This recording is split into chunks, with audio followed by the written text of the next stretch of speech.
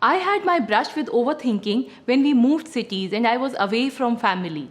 On the surface of it, I enjoyed the new setup and everything about the new city. But deep down, there was a lurking fear of being alone.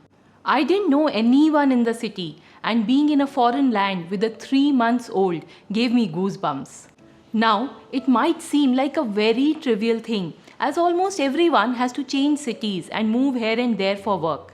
So, it was nothing new that was happening to me. But here I was, with my mind going all over the place. I would cook up all sorts of scenarios in my head about what all could go wrong. And since I knew nobody in the city, how would I get to know about it was my biggest worry.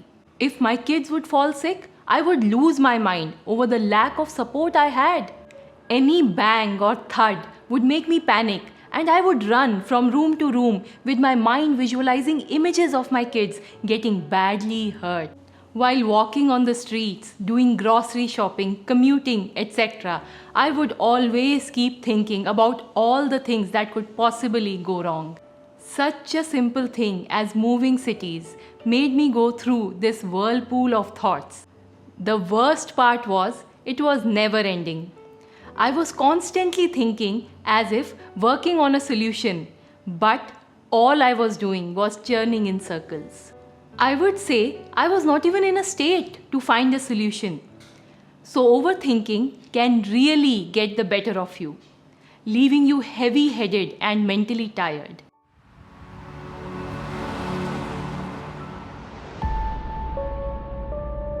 Namaste. I am Gargi and you are watching The Aligned Souls, where we talk about mind, body and soul. Let's dive in. If you look at what just happened, it seems strange that something as insignificant as changing cities could spiral into such a mess in one's head. I feel it's not about the issue or how big or small it is.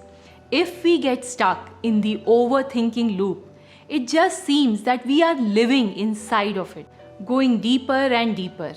When I look back and contemplate, I feel I always had this habit of overthinking. Whether it was my exams, the health of my loved ones, or anything for that matter, which was not going according to plan.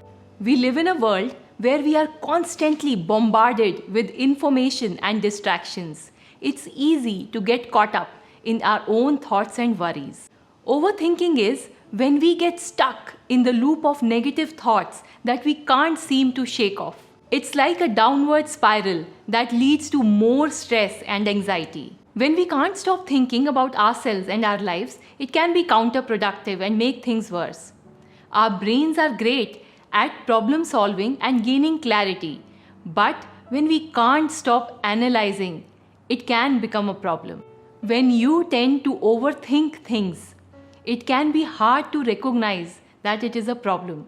You might convince yourself that your worries are justified and you need to keep thinking about them in order to find a solution.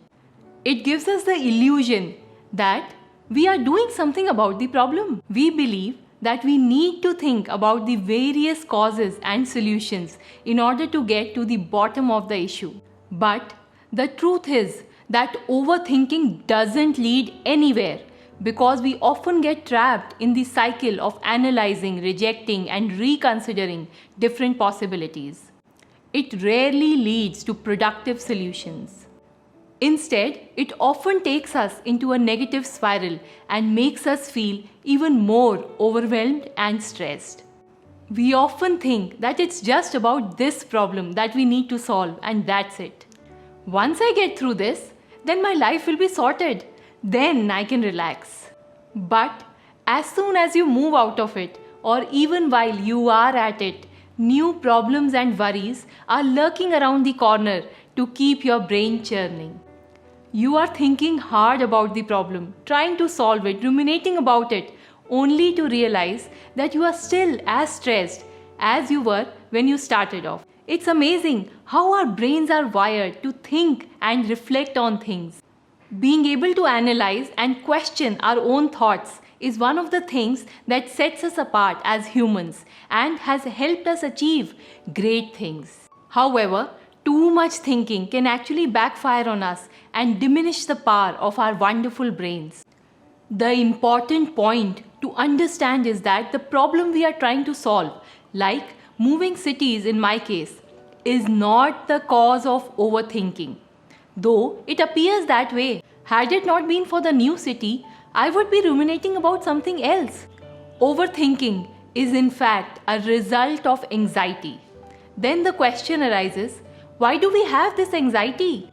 People often experience anxiety due to various aspects of life, like money, health, work, relationships, family, and stressful situations. However, it's worth considering whether these factors are the direct cause of anxiety and overthinking. You would have noticed some individuals can handle significant financial or family pressures without feeling anxious, while others may experience anxiety despite the absence of an obvious trigger. There is no single thread to explain what causes anxiety. Based on the research studies conducted on this topic, there are 3 key factors influencing anxiety. The first one is genetics. Research suggests that while genetics plays a part in how anxious a person may be, it can only explain a small fraction of it. And moreover, this is not something that me or you can directly change. But it's good to know that genetics is not the defining factor and only has some influence. The next one is our environment, our family history, friends, lifestyle, past experiences, and so on. A traumatic experience in the past can hound a person for life, making him or her very prone to anxiety. The environment is not just about the past events, it also includes our immediate state, our own insecurities about our capabilities, our relationship with some people, our home, our office. A stressful environment can result in anxiety. Stress isn't necessarily a negative thing. In fact, eustress or positive stress is a healthy level of pressure that motivates us to be at our best. It keeps us on our toes and helps us to rise to challenges.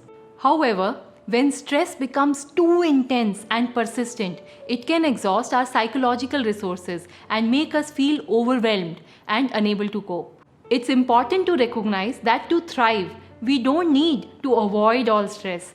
Rather, we need to find a balance that's suited to our individual needs. Deadlines at work, office politics, a bad relationship, financial concerns, the list goes on. It's part of our daily world to experience pressure, challenge, or discomfort. But if it's persistent and overwhelms our ability to cope and thrive, we can find ourselves depressed and exhausted. So far, we have looked at 2 main factors that affect our anxiety.